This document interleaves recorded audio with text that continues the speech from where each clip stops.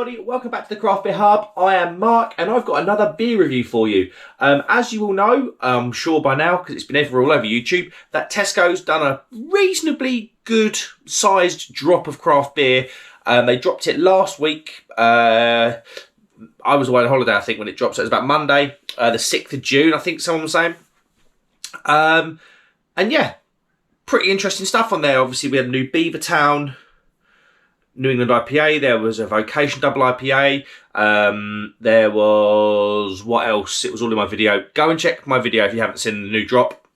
But I was in Tesco's doing my usual meal deal hunt. It's Monday today. And I saw there was a new beer on the shelf. My Tesco's, or my local Tesco's in Diss in South Norfolk, is notoriously rubbish. But they did have this. It is a Beavertown Solar Flare. There we go. It's an 8% double IPA in a 440 can, and this was £4 Great British pounds. I haven't had the New England IPA from Beavertown yet, I don't think. I can't remember now. I had a few beers over the weekend. I can't remember what I had and didn't have. I can't remember drinking it anyway.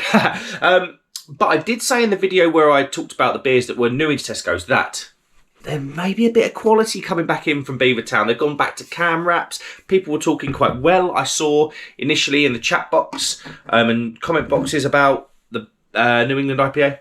So let's stop talking. I've got my Twisted Hops Allegra glass. Let's spin the can just in case there's anything in there. Does it say when it was canned?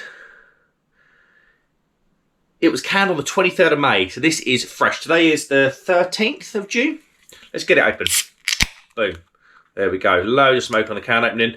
This did take a bit of a tumble in the van on the way home, so I'm hoping this is still okay. Let's get that. Oh, the ring pull's kind of, there you go. Wrist cutting my finger to get the ring, you know, the little bit that goes in the can, it wasn't all the way down. Let's get it into a glass. Boom. What does a double IPA mean to me? Well, a double IPA, I'm hoping hop quality. For me, all about the hop quality. It's 8%, so I would like the IPA to hide the booziness a little bit, because this will be quite heavy going. Yeah, hop quality, hide the booze, and invite me back for more. I don't want to feel like I've been in 6 rounds with Mike Tyson after finishing a double IPA, because some of them can be a bit like that. First impressions then, well, it's light. It's certainly light. It's a sort of hazy, is there any carbonation? Hazy straw coloured beer, 1 finger white head, tighty whitey white head. I cannot see any carbonation coming through that at all. I can't see any on the GoPro. But yeah, looks okay. Looks alright. It's quite light for an IPA. Sometimes they can be a bit darker. Or a double IPA, sorry. But let's get an aroma then.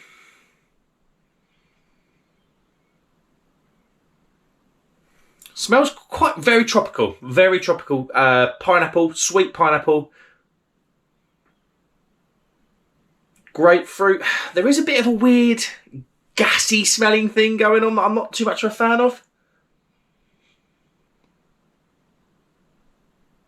It smells it just smells gassy. It's weird. It's sort of a little bit, I don't want to say the word, but a little bit synthetic maybe. Bit of orange. Maybe a bit of peach in there too. Smells alright. It's just that weird little gassy thing that's putting me off. Cheers everybody, let's go in.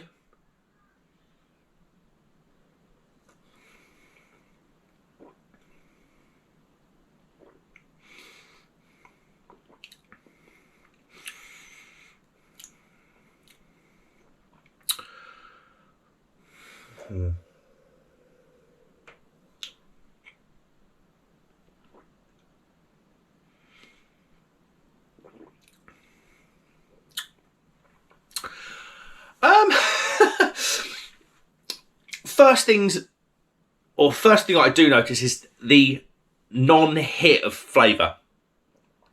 It starts off really quite subtle in terms of flavour, and you really have to hunt those flavours out. It doesn't do the big whack of flavour like a lot of other double IPAs do. I'm gonna go back in because it's a bit of a I don't know. Let's touch the back. Sorry, every time I do that, I'm just waking the camera up.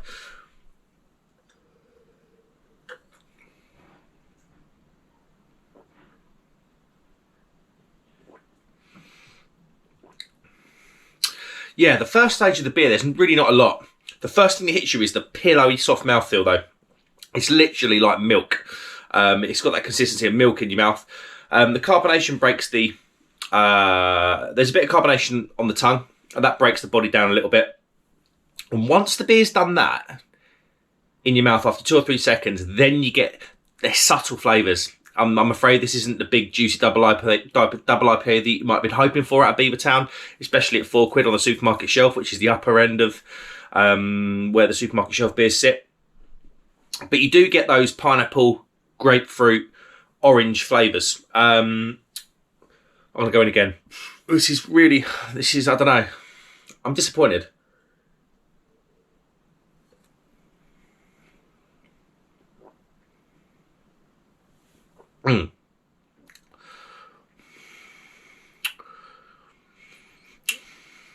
Slight pininess in there. But there is, unfortunately, a strange bitterness at the back end of this beer. Almost like a spiky... It's like a spiky bitterness is probably what I could probably say about this. Like I say, I can't remember drinking the beer. I heard the New England IPA from Beavertown. A lot of people quite liked it. A lot of people felt quite indifferently about it from what Instagram and the comments were saying. I hope maybe Beavertown had not staged a comeback, because that's wrong, because they never really dropped to like the Brewdog, in my opinion, the Brewdog level, the real basement level of beer. But Beavertown, everybody knows what Beavertown used to be like. They used to produce some fantastic beers. Heineken took over a percentage of their company, and like everything else, Magic Rock were another one where it happened to them. Get these big guys come in and the quality drops. So I thought maybe, I don't know, I just thought there was a bit of a comeback there. Do you know what I mean? But this beer kind of puts the kibosh on that.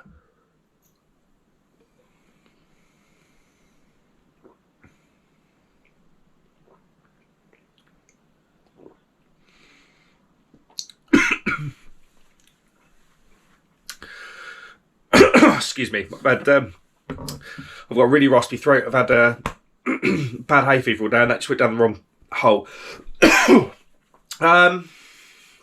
Let me get the rest in the can. We'll talk about the can, and we'll talk why I thought maybe a bit of good quality was creeping back into Beavertown, in terms of the supermarket at least.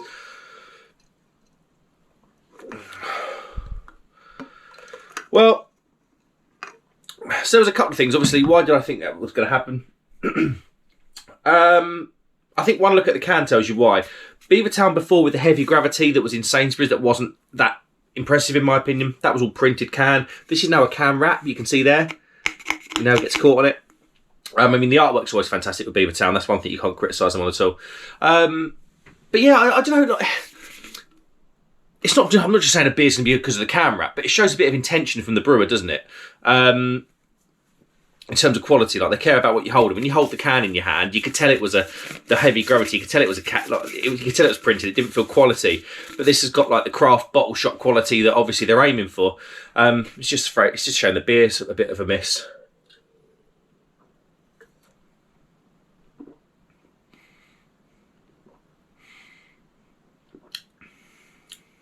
The flavours aren't that unpleasant, but then that bitterness is. And that's not nice. So yeah, so sort of top to bottom really, when you first taste the beer, there's not really much going on. You just get hit with that big thick mouthfeel. The carbonation then follows that mouthfeel up, or that's what happened to me anyway. And then after a couple of seconds, you do get hit with some tropical fruits, like your pineapples, your grapefruits and your oranges. There's a bit of citrus in there, tiny bit of pininess. And then it just gives way to this horrible bitterness that I'm really not a fan of.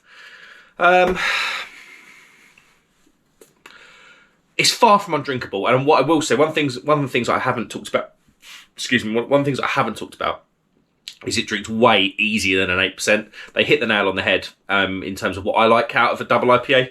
It drinks no more than a 6% IPA. It's not obviously it's an 8% double IPA.